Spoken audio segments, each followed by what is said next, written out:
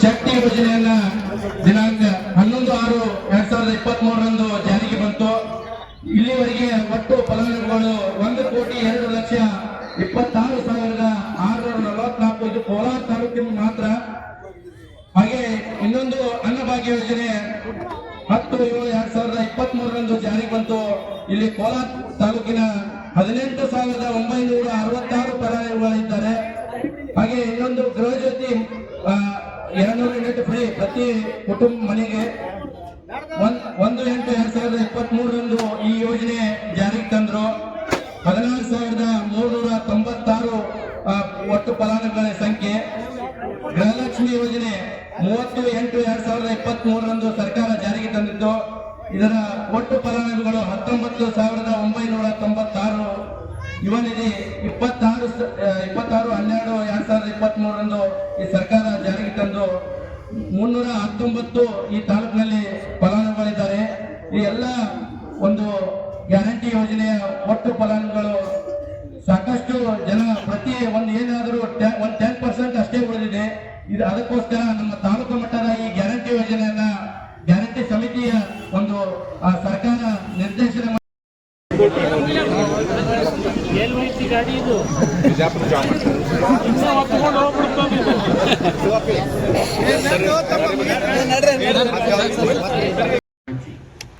ಆದ್ರೆ ಇವತ್ತು ಈ ಕಾರ್ಯಕ್ರಮ ನಮ್ಮ ಗಣಾಚಾರಿ ಮಾಡಿರೋ ಉದ್ದೇಶ ಏನಪ್ಪಾ ಅಂತಂದ್ರೆ, ಈ ತಾಲೂಕಿನಲ್ಲಿ ಇನ್ನೂ ಕೆಲವು ಜನ ಉಳಿದಿದ್ದಾರೆ ಅಂತ ಹೇಳಿ ಜಿಲ್ಲಾ ಅಧ್ಯಕ್ಷರು ಹೇಳಿದ್ರು.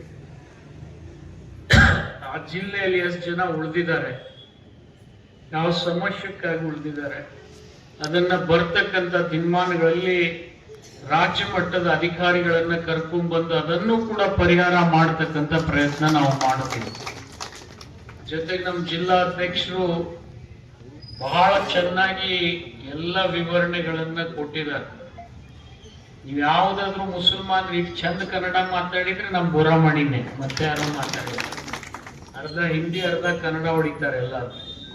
ಅದೇ ಹೌದು, ಅದು ಇಲ್ಲ ಅದು ಇನ್ನ ಮಾಡೋಣ. ನಾವು ಅಲ್ಪಸಂಖ್ಯಾಕ MLA ಮಾಡಿ ಬಂದೀವಿ ನಾವು ಮೊನ್ನೆ. ನಿಮ್ಗೆ ಗೊತ್ತಲ್ಲ, ಸಿಗ್ಗಾವೆ ಬಹಳ ಮಂದಿ ಎಲ್ಲರ ಕೆಡವಿ ಬರ್ತಾನೀವ್ ಅಂತಿದ್ರು. ಯಾರು ಅಂದಿದ್ರು ಅವ್ರಿಗೆ ಗೊತ್ತಾಗ್ಯದ ಏನ್ ಮಾಡ್ತೀವಿ ನಾವು. ಆದ್ರೆ ನಮ್ಮ ಜಿಲ್ಲೆಗೆ ಇಡೀ ರಾಜ್ಯದ 31 ಜಿಲ್ಲೆಯಲ್ಲಿ ಅಲ್ಪಸಂಖ್ಯಾತರ ಅಧ್ಯಕ್ಷರಾಗಿರ್ತಕ್ಕಂಥ ಜಿಲ್ಲೆ ಯಾವ್ದಂದ್ರೆ ಬಿಜಾಪುರ ಜಿಲ್ಲೆ. ಅದಕ್ಕೆ ಯಶವಂತರಾಯ ಗೌಡ್ರ ಕಾರಣ ಮತ್ತು ಅವರ ಜೊತೆ ನಾವು ಎಲ್ಲ ಹೆಗಲು ಕೊಟ್ಟು ಒಬ್ಬ ಸಮರ್ಥ ಜಿಲ್ಲಾ ಅಧ್ಯಕ್ಷರನ್ನ ತಾಲೂಕಾ ಅಧ್ಯಕ್ಷರನ್ನ ಮಾಡಿ ಇವತ್ತು ಎಲ್ಲ ಯೋಜನೆಗಳನ್ನ ಜನರಿಗೆ ಕೊಡ್ತಾ ಇದೆ. ಮತ್ತೆ ಇನ್ನೊಂದೇನಪ್ಪಾ ಅಂತಂದ್ರೆ, ಸರ್ಕಾರದ ಎಲ್ಲ ಅನುದಾನವನ್ನ ಕೋಲಾರದಲ್ಲಿ ಸಮರ್ಪಕವಾಗಿ ನಾವು ಬಳಸ್ಕೊಂಡಿವಿ. ನಿಮ್ಗೆ ಹೇಳ್ಬೇಕಪ್ಪ ಅಂದ್ರೆ, ಬಹಳ ಜನ ನನಗೆ ಮಾತನಾಡ್ತಿದ್ರು ಕೋಲಾರ ಊರು ಸರ್ಕಾರದಿಂದ ಬಹಳ ನಿರ್ಲಕ್ಷ್ಯಕ್ಕೆ ಒಳಗಾಗಿದೆ ಅಂತ. ಆದ್ರೆ ನನ್ನ 3 ತಾಲೂಕಿನಲ್ಲಿ ಅಧ್ಯಕ್ಷರೇ, ಯಾವ್ದಾರೆ ತಾಲೂಕಿಗೆ ಹೆಚ್ಚು ಹಣ ಕೊಟ್ಟಿದ್ರೆ ಅದು ಕೋಲಾರಕ್ಕೆ ಕೊಟ್ಟಿನಿ ನಾನು. ಯಾಕಂದ್ರೆ ಕೋಲಾರದಲ್ಲಿ ನಾಳೆ ಮಿನಿ ವಿಧಾನಸೌಧ ಬರ್ತಾ ಇದೆ. ಸರ್ಕಾರ 8 ಕೋಟಿ ಕೊಡ್ತದೆ. ನನ್ನ ಕಡೆಯಿಂದ ಇನ್ನೂ ಒಂದು 4-5 ಕೋಟಿ ಹೆಚ್ಚಿಗೆ ಹೋದ್ರೂ ಹರ್ಕತ್ತಿಲ್ಲ. ನಾನು ಇಲ್ಲಿ ಒಳ್ಳೆ ಮಿನಿ ವಿಧಾನಸೌಧವನ್ನ ಮಾಡ್ತೀನಿ. ಆದ್ರೆ ನಿಮ್ ಸರ್ಕಾರ ಬೇಕು. ನಿಂಬಲ್ಲಿ ಒಂದ್ ಸ್ವಲ್ಪ ಕಡ್ಡಿ ಆಡ್ಸು ಬಹಳ ಚಟ ಅದಾವ. ಯಾವ್ದಾರೆ ರೊಕ್ಕ ಬಂದ್ರೆ ಉಪಯೋಗ ಮಾಡಂಗಿಲ್ಲ, ಅದನ್ನ ಒಳಗೆ ಕಳಿಸೋದೇ ಬಹಳ ಚಟ ಸುಮಾರು. ನೀವು ಆದ್ರೆ ಎಲ್ಲರೇ ಮಾಡ್ಕೋರಿ, ನಿಮ್ ಊರಾಗೆ ಇರ್ತವ. ಮತ್ ಇದಕ್ಕೂ ಒಂದು ಏನಾರ ಬಣ್ಣ ಕೊಡಬೇಡ, ಹಿಂದೂಸ್ತಾನ್ ಪಾಕಿಸ್ತಾನ್ ಅಂತ ಹೇಳಿ ಇಂಥವ್ ಭಾಳ ಮಾಡ್ತೀರಿ. ನೀವು ಮಾಡಬಾರ್ದು. ಯಾಕಂದ್ರೆ ನಿಮ್ಮ ಊರು ಒಂದು ಸೀಮೆ ಒಳಗೆ ಏನೇ ಅಭಿವೃದ್ಧಿ ಆದ್ರೆ ಅದು ನಿಮ್ಮ ಊರಿಗೆ ಆಗ್ತದೆ. ಯಾಕಂದ್ರೆ ಎಲ್ಲ ಸರ್ಕಾರಿ ಕಚೇರಿಗಳು ಬರ್ದೇ ಇದ್ರೆ ಭವಿಷ್ಯದಲ್ಲಿ ಜನರಿಗೆ ಬಹಳ ಕಷ್ಟ ಆಗ್ತದೆ.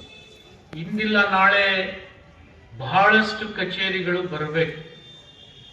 ಅವೆಲ್ಲ ಬಂದ್ರೆ ನನಗನ್ನಿಸ್ತದೆ ಇಡೀ ಬಿಜಾಪುರ ಜಿಲ್ಲೆಯಲ್ಲಿ ಅತ್ಯಂತ ಮುಂದುವರೆದಂತ ತಾಲೂಕು ಯಾವ್ದಾದ್ರು ಆಗ್ತಿದ್ರೆ ಅದು ಕೋಲಾರ ಆಗ್ತದೆ ಅಂತೇಳಿ ನಾನು ಹೇಳ್ಬೇಕಾಗಿದೆ. ಯಾಕಂದ್ರೆ ಕೋಲಾರದಲ್ಲಿ ಔದ್ಯೋಗಿಕ ಕ್ರಿಯಾ ಶೀಲತೆಗೆ ಅವಕಾಶ ಇದೆ.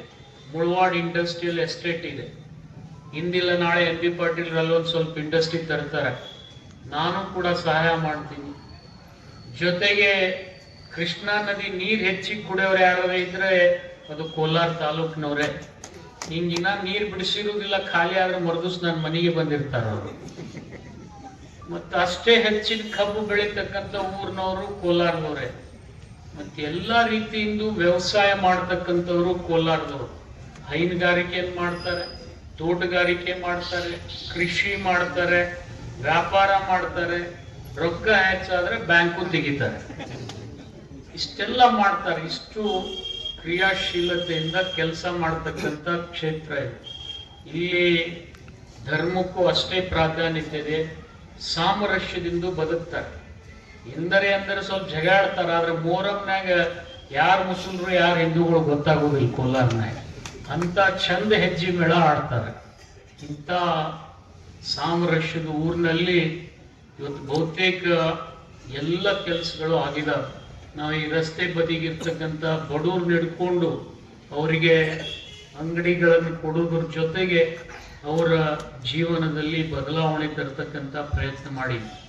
ಮತ್ತು ಅದಕ್ಕೆ ನಿಮ್ಮ ಊರಾಗ ಭಾಳ ದೊಡ್ಡ ದೊಡ್ಡ ಅಂಗಡಿ ಅದಾವ, ಇಂಥವೆಲ್ಲಿ ಬಿಜಾಪುರನಾಗೂ ಇಲ್ಲ. ಆದರೆ ಇನ್ನೊಂದು ಸ್ವಲ್ಪ ನೀವು ಮನಸ್ಸು ಮಾಡಿ ಸರ್ಕಾರ ಮಾಡಿದರೆ, ಒಳ್ಳೆ ದನಗಳ ಸಂತೆ ಎಲ್ಲರ ಆಗ್ತಿದ್ರೆ ಅದು ಕೋಲಾರದಲ್ಲೇ ಆಗುವಂಗೆ ಮಾಡೋಣ. ಆ ಕೆಲಸ ಕೂಡ ನನಗೆ ಆಸೆ ಇದೆ. ಯಾಕಂದ್ರೆ ನಮ್ಮ ಜನರು ಇತ್ತೀಚೆಗೆ ವ್ಯವಸಾಯದಲ್ಲಿ ಹೈನುಗಾರಿಕೆಯಲ್ಲಿ ಹೆಚ್ಚಿನ ಆಸಕ್ತಿ ಇಟ್ಟಿದ್ದಾರೆ. ಆ ಎಲ್ಲ ಕೆಲಸಗಳು ಇವತ್ತು ನಾವು ಮಾಡಬೇಕು.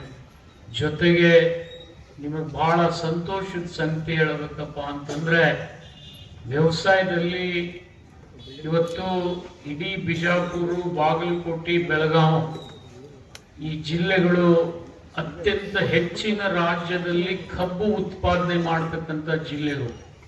ಹೋದ ವರ್ಷ 21,000 ಕೋಟಿ ರೂಪಾಯಿದಷ್ಟು ಕಬ್ಬಿನ ಉತ್ಪಾದನೆ ಮಾಡಿದ್ದೀವಿ. ಈ ವರ್ಷ ಕೂಡ ನಾವು ನಿರೀಕ್ಷೆ ಮಾಡ್ತಾ ಇದ್ದೀವಿ. ಭಗವಂತ ಇನ್ನೊಂದು ಸ್ವಲ್ಪ ಒಳ್ಳೆ ಮಳೆ ಬೆಳೆ ಕೊಟ್ರೆ ಮಹಾರಾಷ್ಟ್ರಕ್ಕೂ ಹಿಂದಾಗ್ತಕ್ಕಂಥ ಶಕ್ತಿ ಬಿಜಾಪುರ ಕರ್ನಾಟಕಕ್ಕೆ ಬರ್ತದೆ. ಈಗಾಗಲೇ 80 ಸಕ್ಕರೆ ಕಾರ್ಖಾನೆಗಳು ಇವತ್ತು ರಾಜ್ಯದಲ್ಲಿದ್ದಾವೆ. ಇನ್ನೂ ಒಂದು 20 ಬರಬೇಕನ್ನುವಂಥ ಆಸೆ ಇದೆ. ಇಂಥ ಎಲ್ಲ ವ್ಯವಸಾಯದ ಕೆಲಸ ಜೊತೆಗೆ ತೋಟಗಾರಿಕೆ ಬೆಳೆಗಳು, ಇವತ್ತು ದ್ರಾಕ್ಷಿ ಇರ್ಬೋದು, ದಾಳಂಬ್ರಿ ಇರ್ಬೋದು, ವೈಜ್ಞಾನಿಕ ಕೃಷಿ ಮಾಡ್ತಕ್ಕಂಥವ್ರು ಕೂಡ ನಿಮ್ಮ ಊರಲ್ಲಿ ಜಾಸ್ತಿ ಇದ್ದಾರೆ. ಇಂಥ ಎಲ್ಲ ಜನರನ್ನ ನಾವು ಎಷ್ಟೇ ನೆನೆದ್ರೂ ಕಡಿಮೆ. ನಿಮ್ಮ ತಾಲೂಕಾ ಹೋರಾಟಗಾರಿದ್ದಾರೆ, FPO ಮಾಡಿರ್ತಕ್ಕಂಥ ಕೃಷಿಕರಿದ್ದಾರೆ. ಇಂಥ ಎಲ್ಲ ಜನರ ಒಂದು ಸಾಮರಸ್ಯದಿಂದ ಈ ಊರು ಸಾಕಷ್ಟು ಸಾಧನೆ ಮಾಡಿದೆ. ಇವತ್ತು ಹೆಚ್ಚಿಗೆ ನಾನು ಏನು ಹೇಳಲಿಕ್ಕೆ ಹೋಗೋದಿಲ್ಲ. ಇನ್ನೂ ಸ್ವಲ್ಪ ಕೆಲಸಗಳು ಉಳಿದಿದ್ದಾವೆ. ಆ ಕೆಲಸ ಮಾಡಿ ಕೋಲಾರದಲ್ಲಿ ಹೆಚ್ಚು ಕಡಿಮೆ ಏನೇನು ನಾವು ಮಾಡೀವಿ 2,000 ರೂಪಾಯಿ 10,000 ರೂಪಾಯಿ ಕೊಡ್ತಕ್ಕಂಥ ಪರಿಸ್ಥಿತಿ ಇತ್ತು ಅಂತ ಹೇಳಿದ್ರು.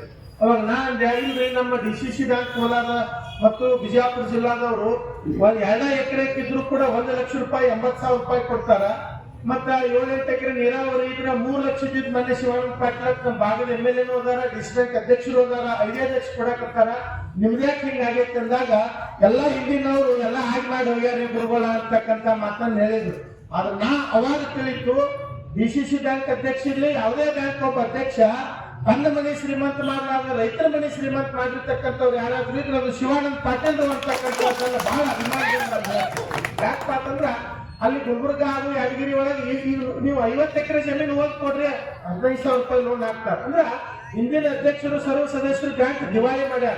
ಆದ್ರೆ ಶಿವಾನಂದ ಪಾಟೀಲ್ರು ಅವಾಗ ನಮಗೆ ತಿಳಿತು, ಇವ್ರು ತಿಂದಿಲ್ಲ, ಆದ್ರೆ ಬಡವಾದ್ರೂ ಕೂಡ ರೈತರನ್ನ ಶ್ರೀಮಂತ ಮಾಡಿರ್ತಕ್ಕಂಥವ್ರು ಅಂತಕ್ಕಂಥದ್ದು ನಮಗೆ ಅವಾಗ ಗೊತ್ತಾಯ್ತು ಅಂತಕ್ಕಂಥದ್ದು. ಅಂದ್ರೆ ಕಾರಣ ಏನಪ್ಪಾ ಅಂತಂದ್ರ ಆಗಲೇ ಒಂದು ಮತ್ತೊಂದು ಹೇಳಿದ್ರು, ಕಾಗದ ಪತ್ರ ತೋರಿಸಿ ನಾವು ಎತ್ತಬೇಕಾಗಿರ್ತಕ್ಕಂಥದ್ದು ಹೇಳಿದ್ರು. ಆದ್ರೆ ಒಂದು ಅಭಿಮಾನ ಎಲ್ಲಾ ನನಗೆ ಏನಿದ್ರು ಅಧಿಕಾರಿಗಳ ಹತ್ರ ನಾನು ಮೊನ್ನೆ ಒಂದು ಏನದು ಕಪ್ಪು ಕಟಾವು ಯಂತ್ರಕ್ಕೆ ಒಂದು ಅರ್ಜಿ ಸಲ್ಸಕ್ ಹೋಗಿದ್ದೆ. ಅಲ್ಲಿ ಹೇಳಿದ್ರು, ಇಲ್ರಿ ಗುರುಗಳ ಒಟ್ಟ 8 ಬಂದಾವ್ ರಾಜ್ಯದೊಳಗ, ಸಿಂದಗಿಗೆ ಮತ್ತು ಇಂಡಿಗೆ ಎಲ್ಲೇ ಕೊಟ್ಟೆವು. ಆದ್ರೆ ಸಾಹೇಬ್ರು ಏನಾರ ಬಸವನ ಬಾಗೇವಾಡಿ ಕ್ಷೇತ್ರಕ್ಕೂ ಕೂಡ ಒಂದು 2 ಕನಿಷ್ಠ 1 ಕೊಡ್ಬೇಕಂತ ನಮ್ಗೆ ಗೊತ್ತಿಲ್ಲ, ನಾ ಕೊಡ್ತೀನಿ ಅಂತೇಳಿ ಒಬ್ರು ಜೆಡಿಎನ ಮೇಡಮ್ ಅದಾರ ಒಬ್ರು ಲೇಡೀಸ್ ಅವ್ರ ಹೆಸರು ಗೊತ್ತಿಲ್ಲ ಅವ್ರು ಹೇಳಿದ್ರು. ಅಂದ್ರೆ ಕಾರಣ ಏನಪ್ಪಾ ಅಂತಂದ್ರೆ ಹೆಂಗ್ ನಮ್ಮ ಇವ್ರು ಹೇಳಿದ್ರಲ್ಲ ಜಿಲ್ಲಾಧ್ಯಕ್ಷ ಹೆಸರೇನು ಅಂದ್ರ ಒಬ್ಬ ಅಧಿಕಾರಿಗಳಿಗಾಗ್ಲಿ ಸಚಿವರುಗಳಿಗಾಗ್ಲಿ ಶಿವಾನಂದ ಪಾಟೀಲ್ರು ಬರೇ ಹೇಳೋದು ಬೇಡ, ಬರೇ ನೋಡಿದ್ರೆ ಕೆಲಸ ಮಾಡ್ತಕ್ಕಂಥವ್ರಲ್ಲ, ಅದಕ್ಕೆ 101% ಸತ್ಯ ಅಂತಕ್ಕಂಥದ್ದನ್ನ ನಾನು ಬಹಳ ಅಭಿಮಾನದಲ್ಲಿ ಹೇಳಕ್ಕೆ ಇಚ್ಛೆ ಪಡ್ತೀನಿ.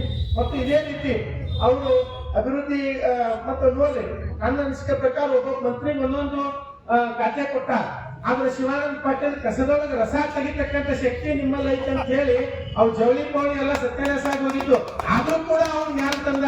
ಇವತ್ತು ಕೃಷಿ ಉತ್ಪನ್ನ ಅಂತೂ ಅದ್ ಏನೇನೋ ಮಾಡಿದ್ರು ಹಿಂದಿನವ್ರು, ಅವೇನೋ ಬರ್ಲಾರ್ದಂಗ, ಆದ್ರೂ ಅದ್ರೊಳಗೆ ಮತ್ತೆ ತಂದು ಕಸದೊಳಗೆ ರಸ ತೆಗೆದ ಒಂದಲ್ಲ ಎರಡಲ್ಲ 3 ಖಾತೆಗಳನ್ನು ಕೊಟ್ಟರು ಕೂಡ ಇವತ್ತು ರೈತರು ಮೊನ್ನೆ ಅವ್ರ ಮನೆ ಮುಂದೆ ಸ್ಟ್ರೈಕ್ ಮಾಡೋರು ಇಲ್ಲಿ ಬಂದು ಕೂತಿದ್ರು, ಯಾಕೆ ಇಲ್ಲಿ ಅಲ್ಲಿ ಸ್ಟ್ರೈಕ್ ಮಾಡ್ಕೊಂಡು ಇಲ್ಲಿ ಕೂತಿರ್ಲ ಅಂತ ನಮ್ಮ ಮೊದಲು ಫೇಸ್ಬುಕ್ ಹಾಗೂ ಪತ್ರಿಕೆಗಳು ನೋಡಿದೆ.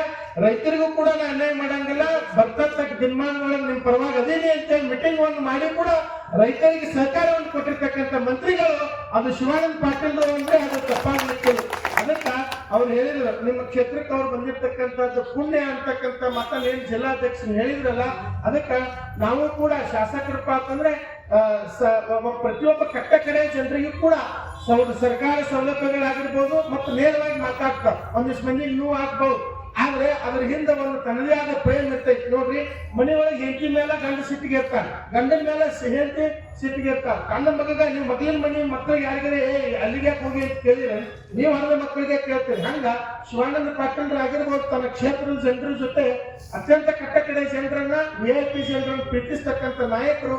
ಇದೇ ರೀತಿ ಅವರು ನಾನೊಂದು ಅಭಿಲಾಷೆ ನಂದು ಏನಪ್ಪಾ ಅಂತಂದ್ರ, ನೀವು ಇವತ್ತು 3 ಖಾತೆಗಳನ್ನು ಕೊಟ್ಟಿರ್ತಕ್ಕಂಥ ಮಂತ್ರಿಗಳು ಕೂಡ ಆಗಿದ್ದೀರಿ, ಹಿಂದಿನ ಏನದು ಸರ್ಕಾರದೊಳಗೆ ಆರೋಗ್ಯ ಮಂತ್ರಿ ಕೂಡ ಆಗಿದ್ದೀರಿ, ಆದ್ರೆ ಮುಂದೊಂದು ದಿನ ಈ ರಾಜ್ಯದ ದಿಗಂಬರಪ್ಪನ ಆಶೀರ್ವಾದದಿಂದ ಮುಖ್ಯಮಂತ್ರಿ ಕೂಡ ಈ ಸಂದರ್ಭದೊಳಗೆ ಅಭಿಮಾನದಿಂದ ಹೇಳ್ತಾ, ಯಾಕಪ್ಪ ಅಂತಂದ್ರ ಒಂದು ರಾಷ್ಟ್ರ ಒಳಗಿರ್ತಕ್ಕಂಥ DCC ಬ್ಯಾಂಕ್ ಮತ್ತು ರಾಷ್ಟ್ರ ಮಟ್ಟದ ಒಳಗೆ ಬರಂಗ ಅವ್ರು ಮಾಡಿದಾರಪ್ಪ ಅಂತಂದ್ರ ಈ ರಾಜ್ಯವನ್ನು ಕೂಡ ಏನು GDP ಮುಂದೈತೆ ಅಂತ ಹೇಳಿದ್ರಲ್ಲ ನಮ್ಮ ಅಧ್ಯಕ್ಷರು, ಹಂಗ ಒಬ್ಬ ಚಾಣಾಕ್ಷ ರಾಜಕಾರಣಿ ಮುಖ್ಯಮಂತ್ರಿ ಆದ್ರ ಈ ರಾಷ್ಟ್ರದೊಳಗ ತನ್ನದೇ ಆಗಿರ್ತಕ್ಕಂಥ ಈ ಕರ್ನಾಟಕ ರಾಜ್ಯ ಮೇರೆಗೆ ಬರ್ತೈತಿ ಅಂತಕ್ಕಂಥ ಮಾತನ್ನ ಈ ಸಂದರ್ಭದೊಳಗೆ ಹೇಳ್ತಾ, ಇದೇ ರೀತಿ ತಾವೆಲ್ಲರೂ ಕೂಡ ಸರ್ಕಾರದ ಯೋಜನೆಗಳನ್ನ ನಮ್ಮ ಗಣಾಚಾರ್ಯ ನಿನ್ನೆ ಒಂದ್ ಫೋಟೋ ಕೂಡ ಅದ್ರೊಳಗೆ ಹಾಕೊಂಡ, ಇವತ್ತೆಲ್ಲ ಫೇಸ್ಬುಕ್ ಒಳಗು ನನಗೆ ಒಂದಿಷ್ಟು ಮಂದಿ ಏನ್ರಿ ಅಂತ ಕಮೆಂಟ್ ಮಾಡಿದ್ರು. ನಾನು ಒಂದು ಫೇಸ್ಬುಕ್ ಒಳಗು ಬಿಟ್ಟಿನಿ, ಸ್ಟೇಟಸ್ ಇಟ್ಟಿದ್ದೆ, ಏನ್ರಿ ಗುರುಗಳ ನೀವು ಇವತ್ತು ನಾ ಹೇಳಿದೆ ನೋಡ್ರಿ, ನೀವು ಬೇಕಂದ್ರೆ ಹಾಕೋರಿ, ಅವರು ಬೇಕಂದ್ರೆ ಹಾಕೊಂಡಾರ. ಆದ್ರೆ ನಾನು ಗಣಾಚಾರ್ಯ ಅವ್ರು ನಿನ್ನೆ ಫೋಟೋವನ್ನು ಬಿಟ್ಟು ಬಂದು ನಮ್ಮ ಕಮಲಾ ಮಕ್ಕಾಳಿ ಅವರು, ಆದ್ರೆ ಕಮಲಾ ಮಕ್ಕಾಳಿ ಅವರು ಒಂದು ಕಟ್ಟ ಕಡೆ ಜನರಿಗೆ ನಿಸ್ವಾರ್ಥ ಸೇವೆಯನ್ನು ಸಲ್ಲಿಸಲಿಕ್ಕೆ ತಮ್ಮದೇ ಆಗಿರ್ತಕ್ಕಂಥ ಬದುಕನ್ನು ಕೊಟ್ಕೊಂಡಿರ್ತಕ್ಕಂಥವ್ರು. ಇದೇ ರೀತಿ ತಮ್ಮೆಲ್ಲ ಏನು ಬಡವರದಾರ ರಫೀಕ್ ಪಕಾಲಿ ಇಲೆಕ್ಷನ್ ಒಂದ್ 2-3 ದಿವಸ ಇತ್ತು, ಅವಾಗ ನಮಗೂ ಒಂದಿಷ್ಟು ನಮ್ಮ ಮನೆಯಾಗ ಎಷ್ಟು ಮಂದಿ ಹೆಣ್ಮಕ್ಳು ಹೊರಗಡೆ ಕೊಟ್ಟ. ಇಲೆಕ್ಷನ್ ಆಗಿಂದ ನಾ ಬಂದೆ, ಏನು ಜಮಾ ಆಗೋದು ರಫೀಕ್ ಅಂತೇಳಿ, ಅವೇನು ಯಾವ್ದ ಅಚ್ಚಿ ಅವು ಇಲ್ರಿ ನಿಮ್ಮ ಮತ್ತೆ ನೀವು ಮೊದಲು ಹಿಂಗೆ ಹೇಳಿದ್ದೆ ಲೋಕಲ ಇದ್ದಾರ ಅಂದ್ರೆ ಹೆಂಗ ಅಂದ್ರೆ ಇವ್ ಮತ್ತೆ ಅವೇನ ರೇಷನ್ ಕಾರ್ಡ್ ಇದ್ದವ್ರಿಗೆ ಕೊಡಾಕತ್ತಾರ ಅಂತ ಹೇಳಿದ್ರು. ಪ್ರಶ್ನೆ ಮಾಡಿ ದಿವಾಳಿ ಹಾಕತ್ತೆ ಹೇಳ್ತಕ್ಕಂಥ ಅದೇ ಬಿಜೆಪಿ ಅವರು 2,500 ರೂಪಾಯಿ ಮಹಿಳೆಯರಿಗೆ ಕೊಡ್ತೀನಿ ಅಂತೇಳಿ ಅವ್ರು ಚುನಾವಣೆ ಪ್ರಣಾಳಿಕೆ ಒಳಗೂ ಕೂಡ ಡೆಲ್ಲಿ ಒಳಗೆ ಮಾಡಿದಾರ ಅಂತಕ್ಕಂಥದ್ದನ್ನ ಸೋಷಿಯಲ್ ಮೀಡಿಯಾದೊಳಗೆ ನಾನು ಈ ಸಂದರ್ಭ ನೋಡಿದ್ದೀನಿ. ಅಂದ್ರೆ ಕಾರಣ ಏನಪ್ಪಾ ಅಂತಂದ್ರ ಎಲ್ಲ ಯೋಜನೆಗಳು ಇರ್ಲಿ, ತಿಂಗಳು ಮಾಡೋದಕ್ಕೆ ಮಾಡಬೇಕು ವಿನ ಅಂದ್ರೆ ಅತಿ ಆಗ್ಬಾರ್ದು. ಅತಿ ಅಂದ್ರೆ ಅಮೃತ ವಿಷಯ ಅಂದ್ರೆ ನಾನು ಯಾಕೆ ಮೊನ್ನೆ ಇಲ್ಲೇ ಮಹಾರಾಷ್ಟ್ರದ ಪಕ್ಕದೊಳಗೆ ಅವರು 2,1500 ಎಕರೆ ಕೊಡ್ತೇವೆ ಒಂದು ಮತ್ತೆ ಅವ್ರು ಗೆದ್ದು ಕೂಡ ಅಲ್ಲಿ ಗೆದ್ರು. ಅಂದ್ರೆ ಕಾರಣ ಏನಪ್ಪಾ ಅಂತಂದ್ರ ಮಹಿಳೆಯರಲ್ಲಿ ತನ್ನದೇ ಆದ ಶಕ್ತಿಯನ್ನ ಯಾವುದೇ ಸರ್ಕಾರಗಳು ಕೂಡ ಬಂದಿರ್ತಕ್ಕಂಥದ್ದು, ಆದ್ರೆ ದಿವಾಳಿ ಆಗಿಲ್ಲ, ನಮ್ಮ ಸರ್ಕಾರ ಮುಂದೈತಿ ಅಂತಕ್ಕಂಥದ್ದನ್ನ ಮಂತ್ರಿಗಳು ಕೂಡ ಶಾಸಕರು ಕೂಡ ಹೇಳಿರ್ತಕ್ಕಂಥದ್ದು. ಇದೇ ರೀತಿ ಬಡವರನ್ನ ಮೇಲಿರ್ತಕ್ಕಂಥ ಸರ್ಕಾರಗಳು ಬರಲಿ, ನಿಮ್ಮೆಲ್ಲರಿಂದ ಬಡವರು ಉದ್ಧಾರ ಆಗ್ಲಿ ಅಂತಕ್ಕಂಥ ಮಾತನ್ನ ಹೇಳ್ತಾ, ಆ ಕಲ್ಲಪ್ಪಯ್ಯ ಮಹಾಶಿವರಿ ದಿಗಂಬರೇಶ್ವರ ಆಶೀರ್ವಾದದಿಂದ ಶಿವಾನಂದ ಪಾಟೀಲ್ ಯಾವುದೇ ಕಾರ್ಯಗಳಿಗೆ ಇರ್ತೈತಿ ಅಂತಕ್ಕಂಥ ಮಾತನ್ನ ಈ ಸಂದರ್ಭದಲ್ಲಿ ಹೇಳ್ತಾ ನಾನು 2 ಮಾತನ್ನು 1,26,644 ಇದು ಕೋಲಾರ ತಾಲೂಕಿನ ಮಾತ್ರ. ಹಾಗೆ ಇನ್ನೊಂದು ಅನ್ನಭಾಗ್ಯ ಯೋಜನೆ 10/7/2023 ಜಾರಿಗೆ ಬಂತು. ಇಲ್ಲಿ ಕೋಲಾರ ತಾಲೂಕಿನ 18,966 ಫಲಾನುಭವಿಗಳಿದ್ದಾರೆ. ಹಾಗೆ ಇನ್ನೊಂದು ಗೃಹ ಜ್ಯೋತಿ 200 ಯೂನಿಟ್ ಫ್ರೀ ಪ್ರತಿ ಕುಟುಂಬ ಮನೆಗೆ 1/8/2023 ಈ ಯೋಜನೆ ಜಾರಿಗೆ ತಂದ್ರು. 196 ಒಟ್ಟು ಫಲಾನುಭವಿಗಳ ಸಂಖ್ಯೆ. ಗೃಹಲಕ್ಷ್ಮಿ ಪ್ರಥಮ ಯೋಜನೆ 30/8/2023 ಸರ್ಕಾರ ಜಾರಿಗೆ ತಂದಿದ್ದು. ಇದರ ಒಟ್ಟು ಫಲಾನುಭವಿಗಳು 19,996. ಯುವ ನಿಧಿ 26/12/2023 ಈ ಸರ್ಕಾರ ಜಾರಿಗೆ ತಂದು 319 ಈ ತಾಲೂಕಿನಲ್ಲಿ ಫಲಾನುಭವಿಗಳಿದ್ದಾರೆ. ಈ ಎಲ್ಲ ಒಂದು ಗ್ಯಾರಂಟಿ ಯೋಜನೆಯ ಒಟ್ಟು ಫಲಾನುಭವಿಗಳು ಸಾಕಷ್ಟು ಜನ ಪ್ರತಿ ಒಂದು ಏನಾದರೂ ಒಂದು 10% ಅಷ್ಟೇ ಉಳಿದಿದೆ. ಇದು ಅದಕ್ಕೋಸ್ಕರ ನಮ್ಮ ತಾಲೂಕು ಮಟ್ಟದ ಈ ಗ್ಯಾರಂಟಿ ಯೋಜನೆಯನ್ನ ಗ್ಯಾರಂಟಿ ಸಮಿತಿಯ ಒಂದು ಸರ್ಕಾರ ನಿರ್ದೇಶನ ಮಾಡಿ ಯಾರಿಗೆ ಮುಟ್ಟಿರುವುದಿಲ್ಲ ಅಂತವರಿಗೆ ಮುಟ್ಟಿಸುವಂತಹ ಸೌಲಭ್ಯವನ್ನ ನಮ್ಮ ಗ್ಯಾರಂಟಿ ಸಮಿತಿ ಮಾಡ್ತಿದೆ. ಈಗಾಗಲೇ ನಮ್ಮ ಸಾಹೇಬರ ನಿರ್ದೇಶನದಂತೆ ನಾವು ಹಳ್ಳಿಗಳಲ್ಲಿ ಹೋಗಿ ಒಂದು 4-5 ಹಳ್ಳಿಗಳನ್ನು ನಾವು ಗ್ರಾಮ ಮಟ್ಟದಲ್ಲಿ ಕೂಡ ನಾವು ಈ ಸಭೆಗಳನ್ನು ಮಾಡಿ ತಾವು ತಿಳುವಳಿಕೆ ಈ ಗ್ಯಾರಂಟಿ ಯೋಜನೆ ಬಗ್ಗೆ ಮಾಹಿತಿಯನ್ನು ಕೊಟ್ಟು ಪ್ರತಿಯೊಬ್ಬರಿಗೂ ಮುಟ್ಟಿಸುವಂತ ಕೆಲಸವನ್ನ ನಾವು ಮಾಡ್ತಾ ಇದ್ದೇವೆ. ಇದು ನಮ್ಮ ಎಲ್ಲರನ್ನೂ ಆಯ್ಕೆ ಮಾಡಿದಂತ ಸನ್ಮಾನ್ಯ ಶಿವಾನಂದ ಎಸ್ ಪಾಟೀಲ್ ಸಾಹೇಬರು ಹಾಗೂ ಸನ್ಮಾನ್ಯ ಸಿದ್ದರಾಮಯ್ಯ ಸಾಹೇಬರು, ಸನ್ಮಾನ್ಯ DK ಸಾಹೇಬರು, ಶಿವಕುಮಾರ್ ಸಾಹೇಬರಿಗೆ ನಾವು ನಮ್ಮ ತಾಲೂಕಾ ಗ್ಯಾರಂಟಿ ಸಮಿತಿಯಿಂದ ಕೃತಜ್ಞತೆಯನ್ನು ಸಲ್ಲಿಸ್ತೇನೆ. ಯಾವುದಾದರೂ ದೊಡ್ಡ ಮಟ್ಟದ ಒಂದು ಗ್ಯಾರಂಟಿ ಮೊತ್ತವನ್ನ ಕೊಡುಗೆ ನೀಡಿದ್ರೆ ಅದು ಯಾವುದಾದ್ರೂ ಸರ್ಕಾರ ಇದ್ರೆ ಸನ್ಮಾನ್ಯ ಸಿದ್ದರಾಮಯ್ಯ ಸರ್ಕಾರ ಹಾಗೂ DK ಶಿವಕುಮಾರ್ ಸರ್ಕಾರ ಅಂತ ಹೇಳಕ್ಕೆ ಇಷ್ಟಪಡ್ತೇನೆ. ಅದರಲ್ಲಿ ಯಾರಾದರೂ ನಮ್ಮ ತಾಲೂಕಿನಲ್ಲಿ ಅಭಿವೃದ್ಧಿಗೆ ಹೆಚ್ಚಿನ ಒತ್ತನ್ನು ನೀಡಿದಂತ ಶಾಸಕರು, ಏಕೈಕ ಶಾಸಕರು ಯಾರಾದ್ರೆ ಅದು ಸನ್ಮಾನ್ಯ ಶಿವಾನಂದ ಎಸ್ ಪಾಟೀಲ್ ಸಾಹೇಬ್ ಅಂತ ಹೇಳಕ್ಕೆ ಇಷ್ಟಪಡ್ತೇನೆ ಬಂದ್ರೆ. ಯಾಕಂದ್ರೆ ಇಂತಹ ಶಾಸಕರು ಸಿಕ್ಕಿದ್ದು ನಮ್ಮ ಬಸವನಾಡಿಗೆ ಪುಣ್ಯ. ಒಂದು ಸಾಂಸ್ಕೃತಿಕ ನಾಯಕ ಬಸವಣ್ಣನವರು ಆಯ್ಕೆ ಮಾಡಿದಂತ ಕೀರ್ತಿ ಯಾರಿಗಾದ್ರೂ ಸಲ್ತಿದೆ ಅದು ಸನ್ಮಾನ್ಯ ಶಿವಾನಂದ ಎಸ್ ಪಾಟೀಲ್ ಸಾಹೇಬ್ಗೆ ಅಂತ ಹೇಳಕ್ಕೆ ಇಷ್ಟಪಡ್ತೇನೆ ಬಂದ್ರೆ. ಇಂತಹ ಯೋಜನೆಯನ್ನ ನಮ್ಮ ಯಾಕಂದ್ರೆ ಮುಂಬರುವ ಎಲ್ಲ ಚುನಾವಣೆಗಳಲ್ಲಿ ನಮ್ಮ ಪಕ್ಷದ ಪರವಾಗಿ, ಯಾಕಂದ್ರೆ ಇಂತಹ ಬಡವರಿಗೆ ಒಟ್ಟು ಎಲ್ಲ ಬಡವರಿಗೂ ಕೂಡ ಮುಟ್ಟುವಂತ ಯೋಜನೆ 56,000 ಕೋಟಿ ಒಂದು ಬಜೆಟ್. ಇಡೀ ಕೇಂದ್ರ ಸರ್ಕಾರನೇ ಇಷ್ಟು ಬಜೆಟ್ ಮಂಡನೆ ಮಾಡಿಲ್ಲ. ಒಂದು ರಾಜ್ಯದಾಗ 56,000 ಕೋಟಿ ಯಾರಾದ್ರೂ ಬಜೆಟ್ ಮಂಡನೆ ಬರೀ ಬಡವರಿಗೆ ಇಟ್ಟಿದ್ರೆ ಅದು ಸಿದ್ದರಾಮಯ್ಯ ಸರ್ಕಾರ ಅಂತ ಹೇಳಕ್ಕೆ ಇಷ್ಟಪಡ್ತೀನಿ ಬಂದ್ರೆ. ಇಂಥ ಒಂದು ಸರ್ಕಾರ ನಿಮ್ಗೆಲ್ಲರಿಗೆ ಒಳ್ಳೆಯದು ಮಾಡಿದ್ವಿ. ಅದಕ್ಕೂ ಎಲ್ಲ ಸರ್ಕಾರ ಈ ಸರ್ಕಾರಕ್ಕೆ ತಮ್ಮ ಸಹಾಯ ಹಸ್ತ ಇರಲಿ. ನಮ್ಮ ಸಾಹೇಬರಿಗೆ ಮತ್ತೊಮ್ಮೆ ನನ್ನ ಕೃತಜ್ಞತೆಯನ್ನು ಸಲ್ಲಿಸ್ತೇನೆ. ಯಾಕಂದ್ರೆ ಈ ಗ್ಯಾರಂಟಿ ಸಮಿತಿ ಅಧ್ಯಕ್ಷರಾಗಿ ನಾನು ಮೊದಲು ನಮ್ಮ ಗ್ರಾಮ ಪಂಚಾಯತಿ ಅಧ್ಯಕ್ಷರಾಗಿ ಆಯ್ಕೆ ಮಾಡಿದ್ದು ತಾವೇ, ಈಗ ತಾಲೂಕು ಅಧ್ಯಕ್ಷರನ್ನು ಆಯ್ಕೆ ಮಾಡಿದ್ದು ತಾವೇ. ಇಂತಹ ಒಂದು ಜಂಗಮ ಸಮಾಜದ ಯುವಕರನ್ನ ಒಂದು ತಾಲೂಕು ಮಟ್ಟದಾಗ ಕಳಿಸಿರಲ್ಲ. ನಿಮಗೆ ನಾನು ಅನಂತ ಕೋಟಿ ಕೃತಜ್ಞತೆಯನ್ನು ಸಲ್ಲಿಸ್ತೇನೆ ಸಾಹೇಬ್ರೆ. ಯಾಕಂದ್ರೆ ಒಂದು ಒಳ್ಳೆಯ ರೀತಿಯಿಂದ ನಮಗೆ ಯಾವುದೇ ಒಂದು ದೋಖ ಆದಾಗ ನಮ್ಮ ಎಲ್ಲ ಟೀಮ್ ಜೊತೆ ಸೇರಿ ನಾವು ಪ್ರತಿ ಗ್ರಾಮ ಮಟ್ಟದಲ್ಲಿ ಹೋಗಿ ಎಲ್ಲ 5 ಇಲಾಖೆಯ ಅಧಿಕಾರಿಗಳ ಜೊತೆ ಕೂಡಿ ನಾವು ಪ್ರತಿ ಯಾರು ಕುಟುಂಬಕ್ಕೆ ಮುಟ್ಟಿಲ್ಲ ಅವ್ರಿಗೆ ನೇರವಾಗಿ ಮುಟ್ಟಿಸುವಂತ ಸೌಲಭ್ಯವನ್ನ ನಾ ಕಲಾಖಂಡಿತವಾಗಿ ನಾನು ಮಾಡಿದ್ದೇನೆ ಅಂತೇಳಿ ನಮ್ಮ ಸಾಹೇಬರ ಮುಂದೆ ವಾಗ್ದಾನವನ್ನು ಮಾಡ್ತೇನೆ. ಇಷ್ಟು ಹೇಳಿ ನನ್ನ ಪ್ರಾಸ್ತಾವಿಕ ಭಾಷಣ